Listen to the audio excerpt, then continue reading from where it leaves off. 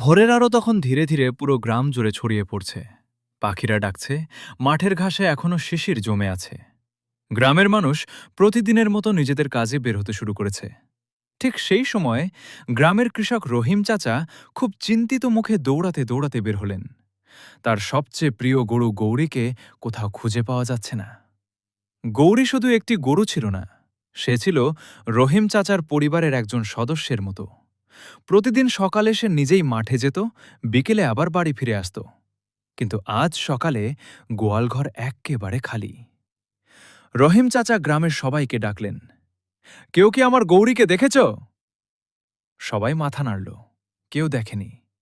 গ্রামের কয়েকজন ছেলেমেয়ে বলল, চাচা, আমরা খুঁজতে বের হই, নিশ্চয়ই কোথাও আছে। তারা চারদিকে খোঁজ শুরু করল। প্রথমে তারা নদীর পাড়ে গেল, তারপর ধানের মাঠে, এরপর বাঁশ ঝাড়ে, কিন্তু কোথাও গৌরীর দেখা নেই।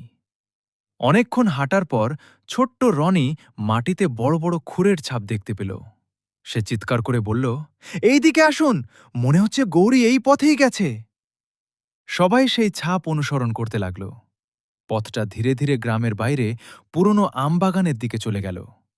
হঠাৎ তারা খুব আস্তে একটি হাম্বা শব্দ শুনতে পেল।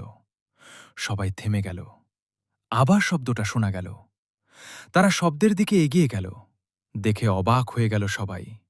একটি ছোট্ট কাদামাখা গর্তে গৌরী আটকে আছে। সে বের হওয়ার অনেক চেষ্টা করেছে, কিন্তু পারেনি। রহিম চাচা দৌড়ে গিয়ে গৌরীর মাথায় হাত বুলিয়ে বললেন, ভয় পেও না, আমরা এসে গেছি। কিন্তু গর্তটি গভীর ছিল, তাই সবাই মিলে একটি পরিকল্পনা করল। কেউ শক্ত দড়ি নিয়ে এলো, কেউ বাঁশ আনল, কেউ মাটি কেটে পথ সমান করতে লাগল। অনেক চেষ্টা করার পর ধীরে ধীরে গৌরী গর্ত থেকে উঠে এলো। গৌরী উঠে দাঁড়াতেই সবাই হাততালি দিয়ে আনন্দে চিৎকার করে উঠল। রহিম চাচার চোখে আনন্দের জল চলে এলো। তিনি বললেন, আজ আমি বুঝলাম, একা মানুষ অনেক কিছু পারে না, কিন্তু সবাই মিলে কাজ করলে কঠিন কাজও সহজ হয়ে যায়। গ্রামের সবাই খুশি মনে বাড়ি ফিরতে লাগল। কিন্তু গল্প এখানেই শেষ নয়। পরের দিন সকালে রহিম চাচা লক্ষ্য করলেন, গৌরী বারবার একই দিকেই তাকিয়ে আছে। তিনি কৌতূহল নিয়ে তার পিছু নিলেন। গৌরী সোজা সেই আমবাগানের দিকে গেল। সেখানে গিয়ে দেখা গেল একটি ছোট্ট বাছুর ঝোপের মধ্যে আটকে আছে। সম্ভবত সে আগের দিন তার মাকে খুঁজতে গিয়ে পথ হারিয়ে ফেলেছিল। গৌরী বাছুরটির কাছে গিয়ে আদর করতে লাগল। রহিম চাচা বুঝলেন, আগের দিন গৌরী হয়তো এই ছোট্ট বাছুরটিকে সাহায্য করতে গিয়েই নিজে গর্তে পড়েছিল। তিনি আস্তে করে বাছুরটিকে উদ্ধার করলেন।